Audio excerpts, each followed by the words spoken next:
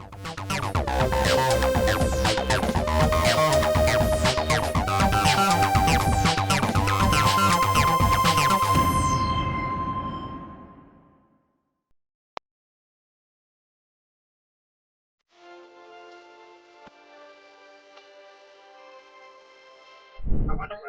teman-teman, selamat berjumpa dalam acara 1 jam lebih dekat bersama Dewan.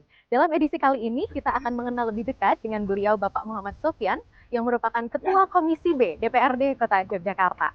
Konon katanya setiap hari setelah selesai berolahraga, beliau akan teh dulu di Angkringan Bakpia Alun-Alun Kidul, Yogyakarta. Yuk coba kita cek. Oh, permisi Bapak Sofyan. Oh, Saya iya. Asa. Oh, iya, Mbak. Asa gimana, Mbak? Bapak, mohon maaf ada waktu? Oh, iya. Baik, monggo, Boleh Mbak. kita nanti ngobrol-ngobrol sebentar, Bapak? Baik, baik, baik. Bapak mohon maaf ya, Bapak. Iya. Oke.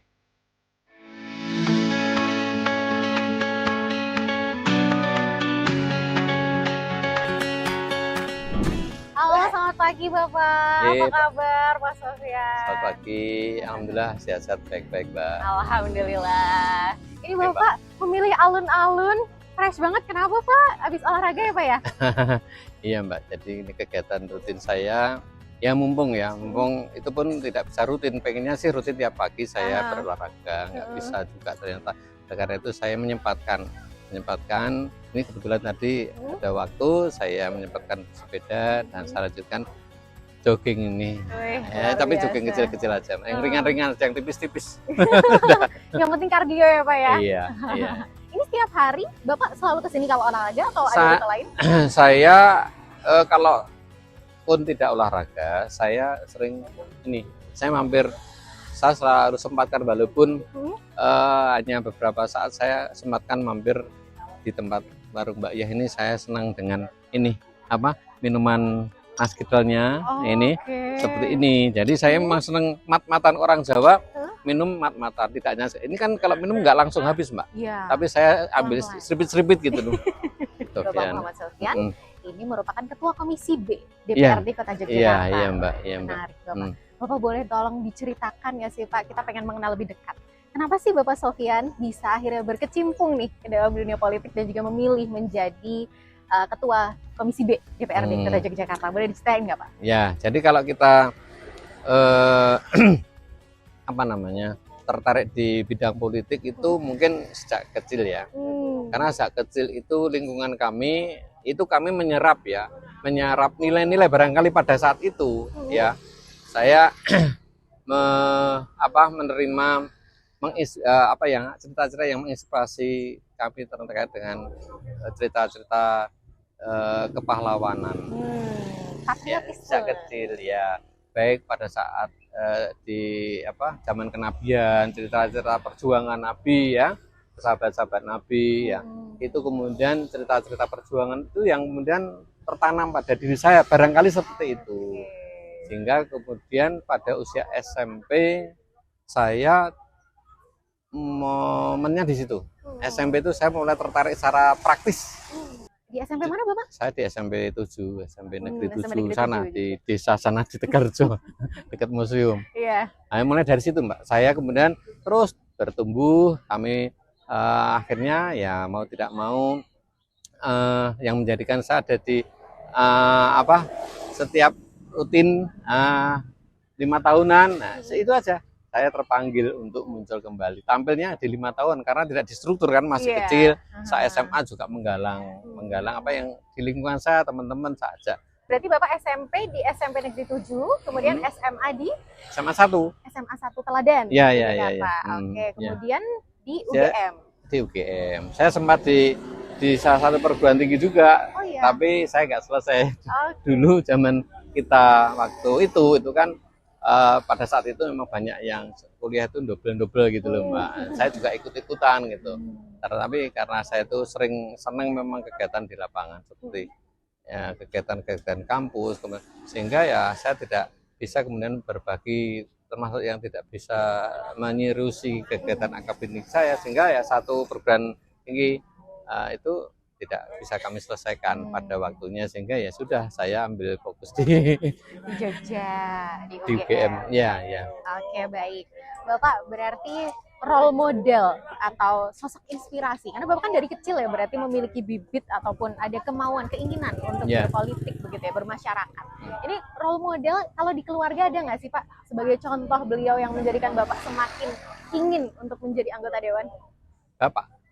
Bapak saya itu walaupun meninggal di usia saya masih kecil, tapi itu yang menginspirasi saya, Mbak.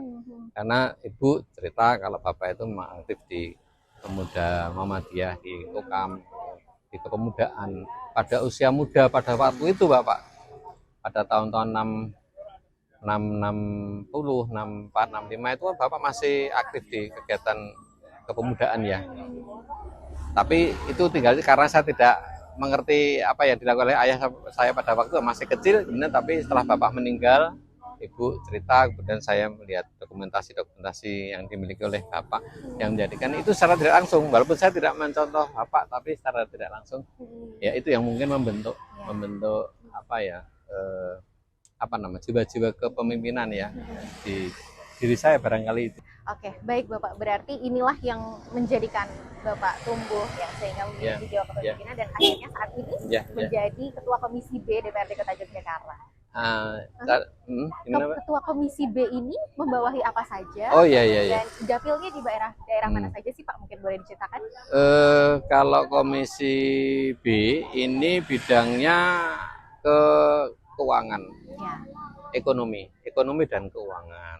Nah, kemudian tentunya yang dibidangi selain tadi ya utamanya kan ekonomi keuangan. Yang terkait dengan keuangan itu pendapatan pendapatan daerah PAD ya.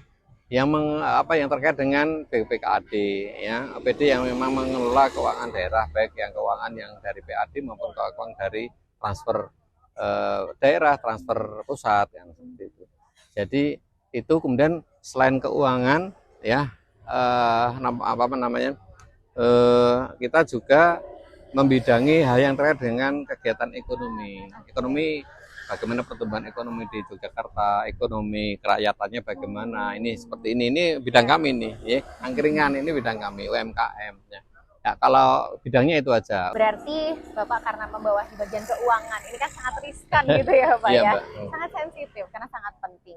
Apa sih Pak tantangannya nih Pak? Kita bicara tentang tantangan, karena kalau soal keuangan pasti kita tahu apa saja manfaatnya untuk kita. Tapi kalau tantangannya itu apa sih Pak? Tantangan ya karena ini uang, intinya kan uang nih. Ya, jadi kalau kita bicara keuangan itu kan ke teman-teman B betul-betul bermitra dengan BPKAD kalau kita bicara keuangan daerah. Jadi sejauh mana kita bisa menggali potensi daerah yang ada. Jadi kita selalu menggali potensi ini. Potensi pasti kan kita evaluasi. Potensi belum tergarap pasti. Nah, sektor yang terbesar itu kan pajak. Jadi yang kita pelototi sekarang itu ya pajak. Karena potensi kita itu ya PAD kita itu dari pajak. 70% itu dari pajak, Mbak. Pajak dan retribusi. Nah, sebagian besar lagi pajaknya pajak hotel, hotel penginapan dan retribusi. Kemudian sisanya kan ada pendapatan yang lain kan dari sektor penginapan sama restoran, kemudian retribusi yang lain itu dari pengelolaan aset. Nah, kemudian dari transfer antar daerah, transfer pusat kan gitu. Kalau pendapatan kita selain dari pendapatan asli daerah, kita kan dari transfer daerah, dari provinsi, dari pemerintah pusat kan seperti itu. Tapi potret dari kemandirian kita itu kan kita bukan transfer ya, dari daerah maupun transfer pusat, tapi yang memang ke depan itu kita kembangkan kemandirian kita. Oke, baik. Bapak tadi belum tersampaikan, Bapak untuk dapilnya itu di dapilnya saya dapil 1, Mbak. Jadi ini keraton ya. Nah, keraton dan juga Kementerian Pantri Jerot. Ada Kementerian Mergasan. Jadi dapil 1 meliputi ke 3 kementerian, 3 kecamatan. Atau kecamatan. Oke, Bapak, karena tadi kita sudah ngobrol banyak, mungkin agenda setelah ini Bapak akan ke lapangan? Kita ke lapangan ya. Oke. Saya itu ini, Mbak. Ini warga kami juga nih, beberapa UKM. Tadi waktu sepedaan saya juga sudah sempatkan teman-teman UKM yang saya lewati. Kebetulan pas ada di depan saya mampir, ada Mas Zaki, itu pengusaha rajin gitar ya, yang sudah go internasional itu. Mas Zaki tadi udah. Hmm. Kemudian beberapa angkringan karena saya memang saya itu tadi healing saya Healingnya itu di sini. saya tuh ampirannya juga angkring ke angkring itu. Nah, nanti kita coba ke Broncos ke sana ya mudah-mudahan oh ya kita aja buka itu. Oke. Siap Bapak. Broncos nanti ya kita aja ya, mengalir aja ya. Siap Bapak. Saya izin ikut ya Bapak ya. Boleh. Oke. Baik teman-teman, kita akan coba ikutin kegiatan dan juga aktivitas Bapak hari ini. Tetap stay tune.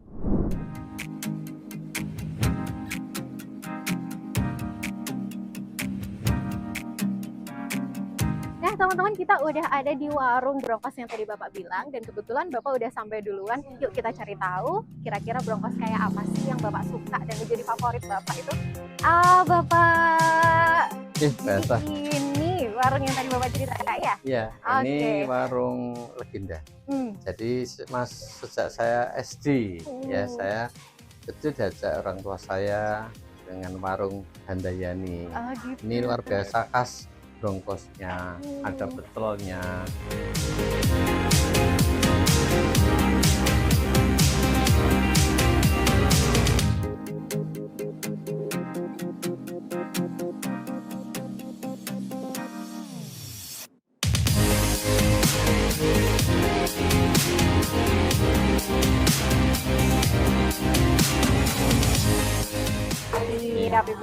Ini khas nih es legenda. Ada kelapa mudanya pasti pilihan. Nggak semua kelapa muda harus dites sama Mbak Min ini ya. Yang muda betul-betul kemudian ada tapenya, ini ada tapenya. Ini adonannya nggak sembarang sirup buatan sendiri. Kemudian ada bambus sama vanili. Jadi teman-teman, ini adalah minuman dan juga makanan andalan Bapak. Selain juga ada Broncos komplit. Kita cobain dulu yuk.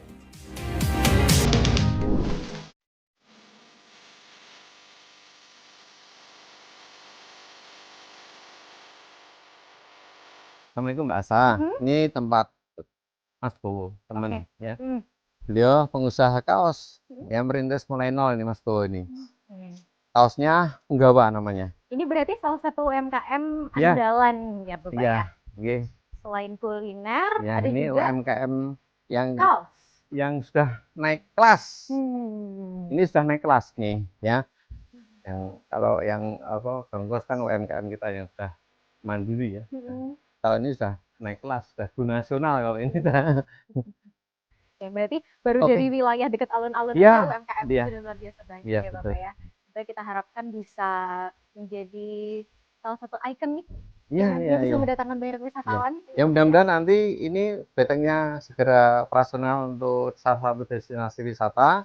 Ini di Plengkung Gading dan sekitarnya bisa kita siapkan salah satu destinasi wisata termasuk kaos Punggawa ini. Oke, baik. Oke, setelah ini kita kemana Bapak? Gitu, yuk kita ke perajin UMKM yang lain. Ke Koperasi Merah Putih. Kemudian ada kelompok angkringan yang lain ya. Kita ke sana. Ini Mbak Asa. Ini angkringan ini termasuk ya binaannya Pak Sofyan ini. Oke, ini dia. Ini salah satu angkringan binaannya Pak Sofyan namanya Mbak Novi. Ini Mbak Novi. Ini Mbak Asa. Iya Bu Risi. Teman dari Tribun. Ibu bukanya jam berapa Bu? Jam 7 pagi sampai jam 4 sore. Bapak sering kesini Bu? Ya gitu aja Mbak Asa. Itu Mbak Novi. Tetap semangat. Besok setelah satu angkring ya, temennya Pak Sofyan jadi pengusaha kaya raya di Jawa Tengah. Amin. Dia usaha mie ayam jadi satu angkring. Nah, gerobaknya dia punya istana di Karanganyar. Gerobaknya itu ditempatkan gerobak lusuh ya. Itu di tempatnya keratonnya dia itu. Tulisannya mulai angkring yang pertama. Dia punya angkring banyak sekali. Jadi pengusaha sukses. Makanya Mbak Novi doanya Pak RW ya Pak Sofyan. Satu angkring kita mulai dari sini, besok 2 angkring, 3 angkring, 5 angkring, 10 angkring. Naik kelas.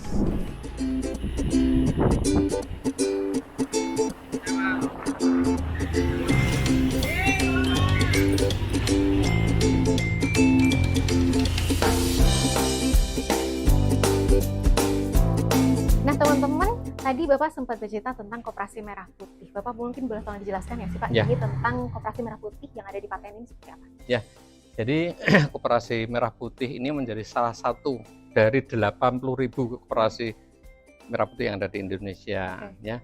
Nah, di Jogja, di kota ini kan ada 45. Ya. Dan Pak Sofyan kan tinggalnya di Patean nih. Ini kami kemudian ikut membidani ini juga, termasuk di yang lain ya. Ini kami membidani Koperasi Merah Putih di Patean.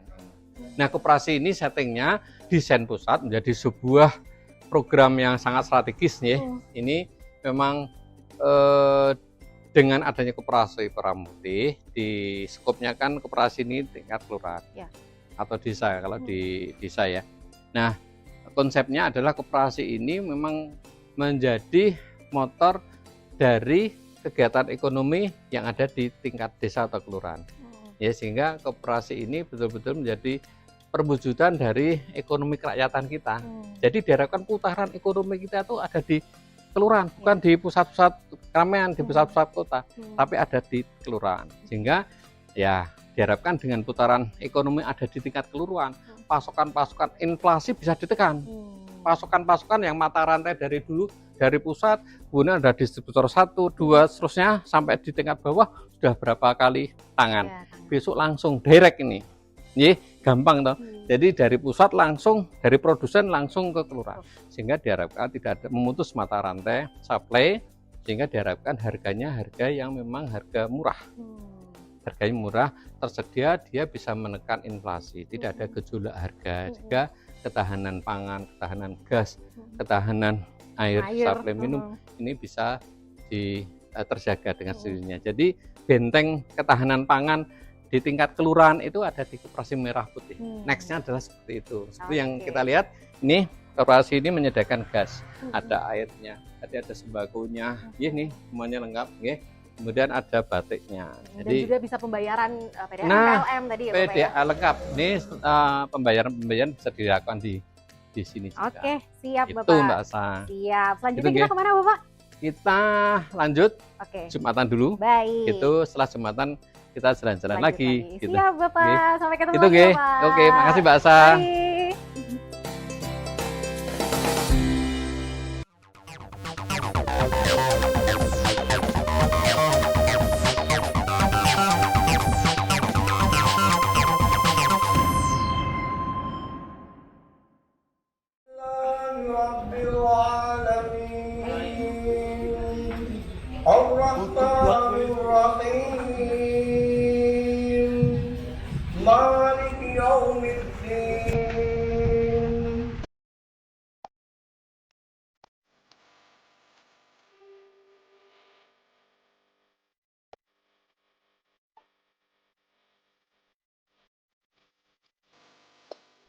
Ini saat ini kita ada di kebun sayur Naga Asri.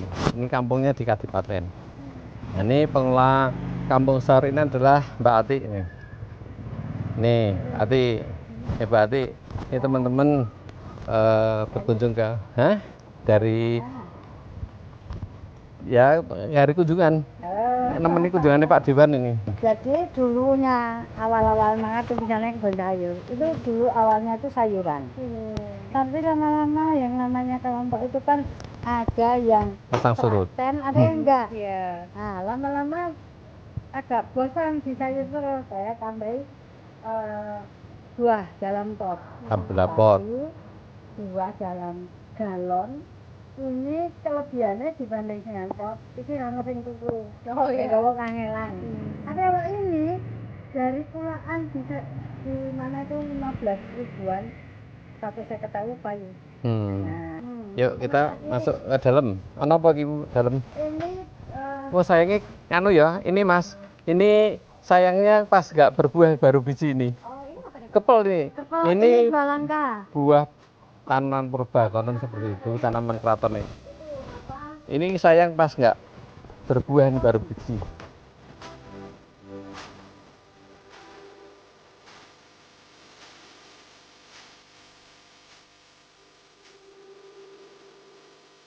Ya ini lidah buaya ini mahal karena ini jutaan harganya, sehingga sabunnya juga nanti mahal.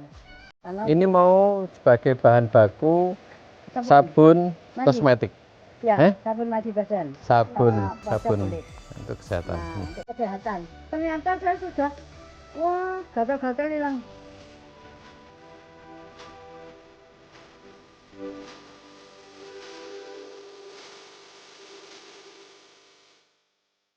Oh ini apa ini? Oh Sabun wangi yang dari lidah buaya. wangi. Oh, tadi lidah buaya yang jenis Amerika untuk kesehatan. Ini nanti packingnya gini. Masih home industri semua ini.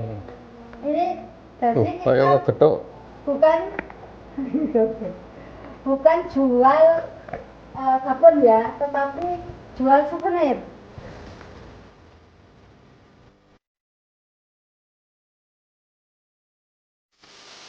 Kita mau ke kampung apa? Ke kampung wisata Taman Sari.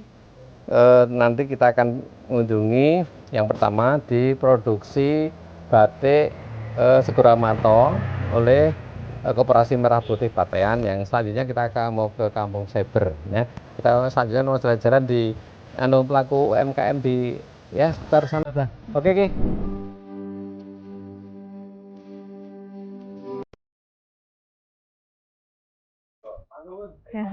Misi. Ini inisiator batik di Segoroamato ya.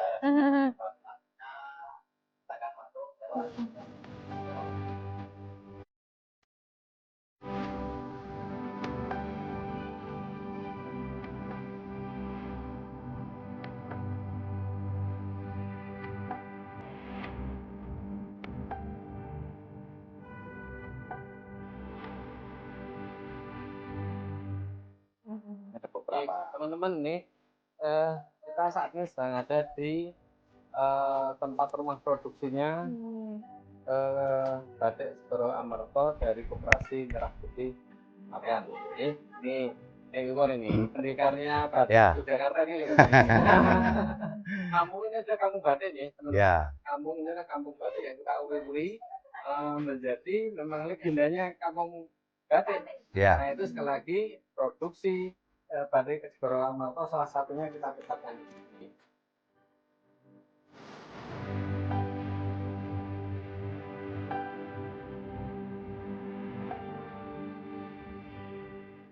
Semangat kita, spirit kita untuk biar berdampak secara ekonomi, berdampak juga untuk membudayakan batik lagi, Ya. menggairahkan lagi gitu loh. Dan sekaligus untuk memperkuat predikat Jogja sebagai kota batik dunia. Itu yang paling penting.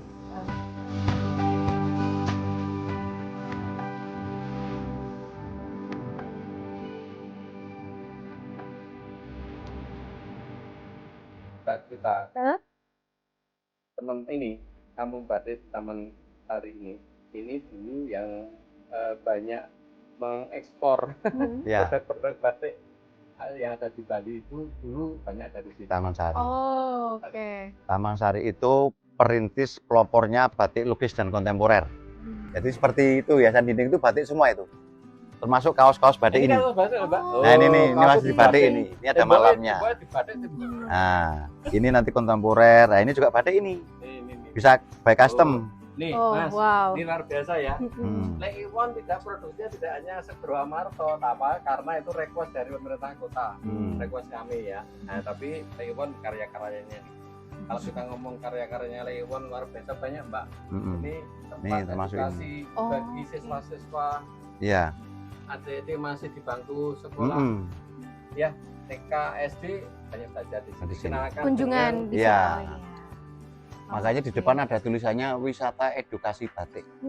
Kita tidak hanya mengedukasi penting. Jadi memberikan pemahaman supaya warga masyarakat itu paham bahwa oh batik ini seperti ini prosesnya.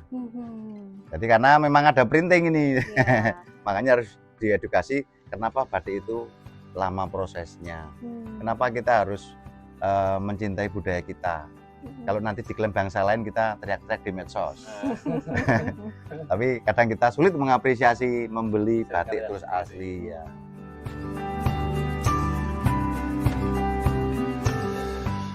Liwon itu mulai dari yang format bagus sampai yang kontemporer. Iya. Ini seniman batik ini. Yang pernah dipesan Raja Belanda itu batik kontemporer. Ini ada saya. Nah, itu yang dipesan Raja Belanda. Raja dan Ratu Belanda. Ya, kemudian langsung datang ke Duta sini itu. Besar. Bon, ngapain, Ge? Nggih, Mbak, nggih. Nggih. selamat Beraktivitas. lagi, Liwon. Nggih, Pokoknya. nggih, makasih Mas Sofyan. Thank you. Nggih. Akhirnya, mohon maaf, Ge. Nggih. Kita mau ke tempat Mas Koko nanti, Kampung Cyber. Wah, ini sebelah ini tak antar ke yuk. Oh, siap. Tak antar ke Mas Kita Koko. lanjut ke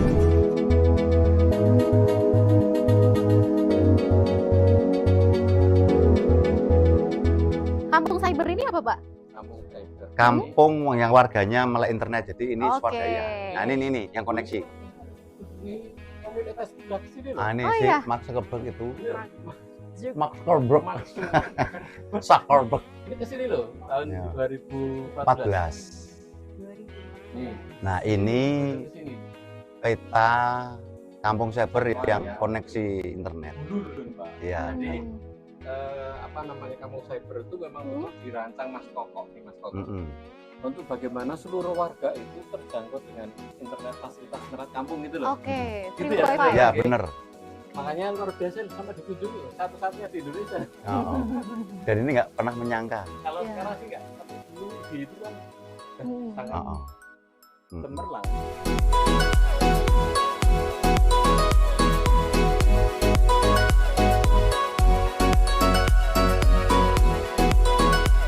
Masuk. Ini, teman-teman, kita Iki ketemu live. dengan Mas Koko. Iki ini Setelah nih. tadi di Liwon Buat Mas dengan Koko aja. produksi apa namanya batik Suramatonya, kita saat ini ada di rumahnya Mas Koko, sang inisiator brilian pada tahun 2007. Ya, ide yang sangat brilian ya pada saat itu, hingga kemudian kampung ini menjadi kampung cyber yang sangat melegenda. Sampai saat ini rano liane taman di sini adalah kampung cyber. Boleh mungkin Sini ya. diceritakan dulu awal mulanya kenapa sih Mas bisa menginisiasikan ya pada saat itu, pada tahun 2007 tadi ya dikatakan, itu berarti kan masih belum terlalu tersentuh internet, bahkan mungkin kita belum Iya. bisa memvisionerkan bahwa masa depan itu akan menjadi seperti ini gitu. Ya sebenarnya idenya itu sederhana sih Pak. Jadi Hmm. memang waktu itu kan memang internet belum semasif seperti sekarang ya. Ya. Nah kita itu ingin warga di sini itu bisa menikmati internet dengan akses yang mudah, Hmm. terus dengan biaya yang murah. Jadi semangatnya seperti itu. Karena memang waktu itu internet masih mahal, terus aksesnya juga terbatas. Untuk warga di perkampungan seperti ini masih belum belum bisa mengakses dengan mudah seperti itu. Makanya kita membuat gerakan ya, jadi setiap rumah bisa mengakses internet di rumah mereka masing-masing seperti itu. Dan Sebenarnya ini caranya gimana Mas? ini swadaya, jadi memang benar-benar dari masyarakat. Dari masyarakat untuk masyarakat itu Iya, sendiri betul. gitu ya.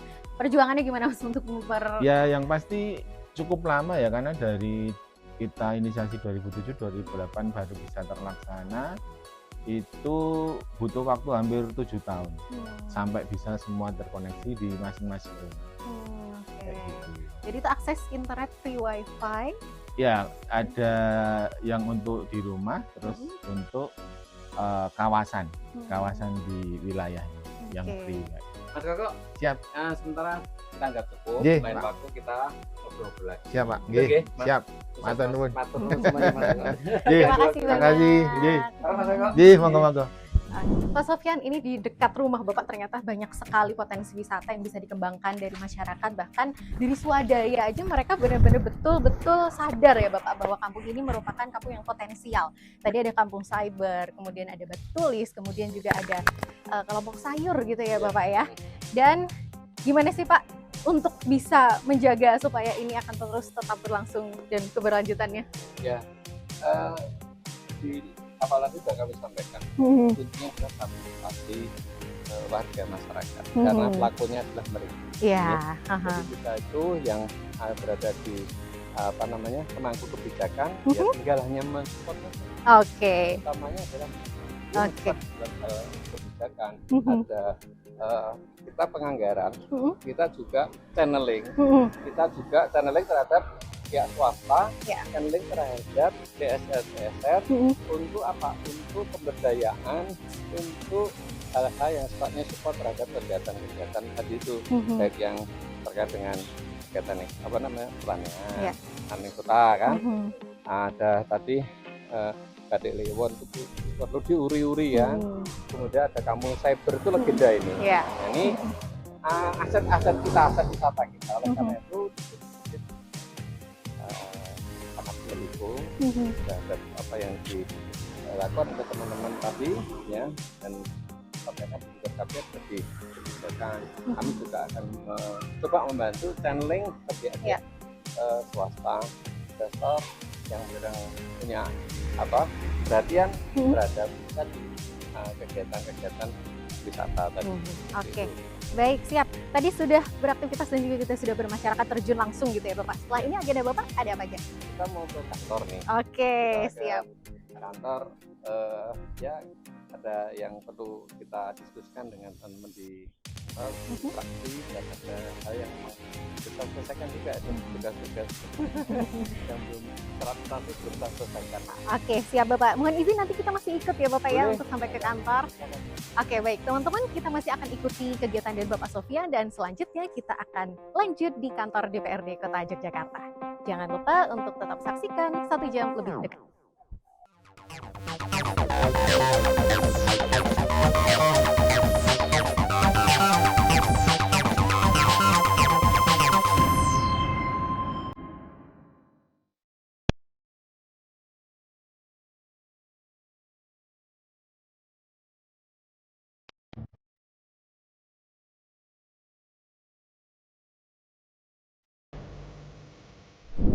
Oke teman-teman, saat ini kita sudah berada di kantor DPRD Kota Yogyakarta, tepatnya saat ini kita sedang berada di ruangan fraksi. Begitu ya, betul ya Bapak ya? Fraksi Partai Amanat Nasional. Ruangan fraksi Partai Amanat Nasional. Oke, Bapak Sofyan, saya boleh diinfokan nih Bapak, yang diceritakan. Kira-kira perbedaannya fraksi dan juga komisi, atau mungkin juga ada tugasnya apa saja sih Pak kalau lebih dekat? Jadi sama-sama kita bekerja di ruang politik. Kalau di fraksi ini kita kebetulan saat ini periode yang saat ini yang kita berempat ya, ada saya sebagai ketua fraksi, kemudian ada Mas Daru sebagai sekretaris fraksi, kemudian ada Mas Afan dan Mas Dodo. Nah, ketugasan kami ini adalah sebagai jembatan ya antara partai dengan DPRD, seperti itu. Jadi dengan kata lain bahwa fraksi ini adalah etalasenya partai, ya, sehingga kita tuh representasi dari partai, wakilnya dari partai. Di dewan ini kita wakilnya partai. Jadi partai tidak bisa langsung ke DPR kan mengurusi urusan politik teknisnya, tidak bisa, tapi partai melalui fraksinya. Jadi dengan kata lain kita itu sebagai representasi dari partai di DPRD ini. Oleh karena itu tentunya akan berbeda dengan tugas kami di komisi. Kalau komisi kita betul pure bahwa kita betul-betul orientasinya untuk semuanya. Kita kalau dari di komisi kan kita representasi dari anggota DPRD secara umum sebagai anggota DPR. Sehingga kebijakan-kebijakannya kita orientasinya memang berpihak pada kepentingan masyarakat. Yang kita perjuangkan adalah kepentingan masyarakat. Nah, kalau di fraksi ini kita karena wakil partai ada visi misi partai, ada sikap-sikap partai, yang ideologi partai, garis-garis perjuangan partai yang harus diperjuangkan melalui fraksi kefaksian ini.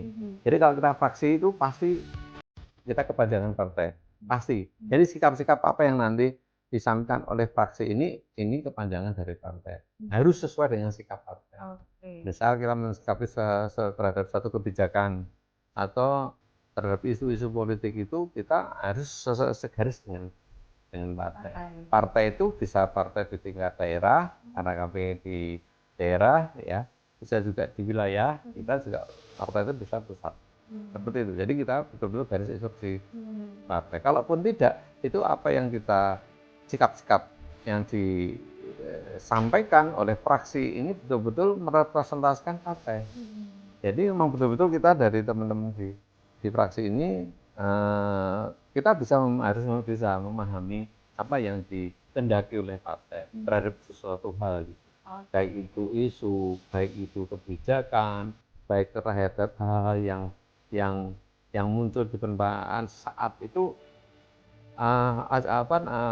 sikap-sikapnya adalah sikap-sikap partai. Seperti itu. Jadi kalau di komisi itu tugas-tugas profesi kedewanan ya.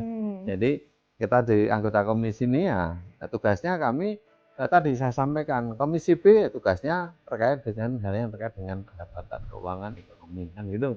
Nah, jadi ketugasannya memang profesional, profesi representasi kami sebagai anggota DPRD seperti itu. Oke, baik. Bapak kalau di ruangan ini, Bapak biasanya mau aktivitas apa? Nah, ini untuk tempat kita diskusi internal fraksi. Jadi kalau kita bicara kefaksian, bagaimana nih sikap fraksi?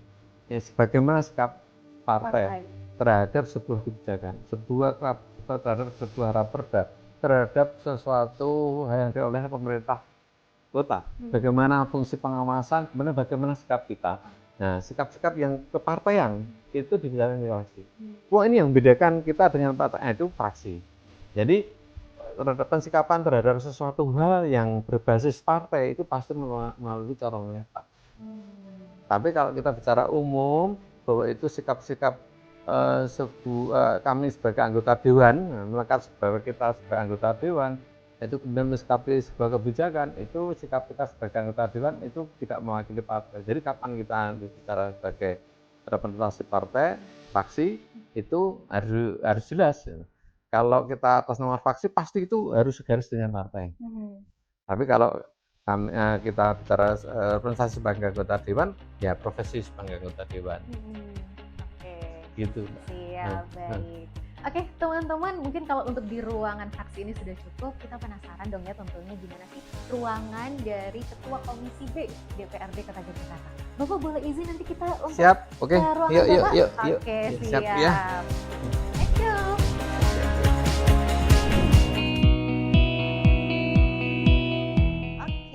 Ini kita sedang ada di ruang Komisi B. Ini ruangan saya nih, Pak. Baik, Bapak. Baik, yuk kita masuk yuk. Mudah-mudahan ada. Assalamualaikum. Tidak apa-apa, silakan Mas Sofyan dilanjut. Saya yuk.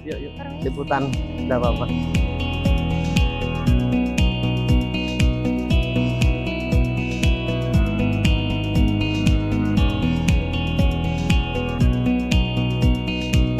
Yuk, ini ruangan saya, tempat duduk saya. Bapak, ini sebenarnya saya sering banget ya di TV itu kayak gini ternyata ya. Ini in real life-nya seperti ini. Saya belum pernah lihat secara langsung dan mungkin teman-teman juga baru lihat ini. Jadi gini Mbak, ruangan ini kita sekat seperti ini. Ini formatnya ini tempat duduk kami. Kami di Komisi B ini sekarang periode sekarang ada 9. Ya. Saya sebagai ketua, wakilnya Mas Danang ada di sini nih. Wakil ya. Sekretarisnya sebelahnya itu Mas Munayar, sekretaris. Kemudian di sampingnya itu ada Mas anggota, ada Mas Fajar, Mas Dewa, ada Mas Fajar, ada Mbak Ipung, ada Mas Kris, Nadi, kemudian ada Mas Oleg dan ada Mas Gif. Kemudian di sini ini biasanya untuk tamu. Tamu itu bisa tamu-tamu ada yang dari OPD.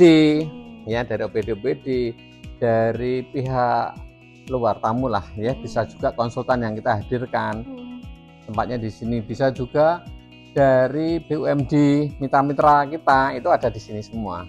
Ya, seperti saya sampaikan mitra-mitra kita kan tadi ada dinas pertanian, pariwisata, ada dinas kesehatan, ada banyak tadi disampaikan BPKAD ya, kemudian ada DLH, kalau kita bicara tentang pendapatan dan sebagainya tadi, ini ada di kursi ini. Seperti itu. Ini yang mendampingi biasanya kalau kita melakukan pembahasan APBD gitu kan, nanti biasanya pendampingnya itu selalu ada di situ BPKAD dan Bapeda. Setiap OPD pasti didampingi oleh mereka supaya memang segaris kan dengan garisnya rancangan yang sudah disiapkan jauh-jauh sebelumnya ini BPKAD terkait dengan keuangan, kemampuan keuangan, dan untuk Bapeda itu tentang garis kebijakan yang sudah sejak awal supaya tidak merubah arah gitu ya, sesuai dengan garis awalnya dari RPJM, kemudian ada urut-urutan di belakangnya ya, kemudian ada pembahasan bahwa tahapan selanjutnya sampai kemudian di tahap akhir pembahasan APBD. Dan di sini juga ada rapat kerja, rapat konsultasi tidak hanya dengan APBD ya, terkait dengan hal-hal yang ketugasan mereka, fungsi-fungsi pengawasan itu. Ya disitulah kurang lebih. Ya, oke, baik Pak. Kalau pembahasan terkini yang mungkin baru-baru aja nih Pak dilaksanakan oleh Komisi B apa aja sih Pak?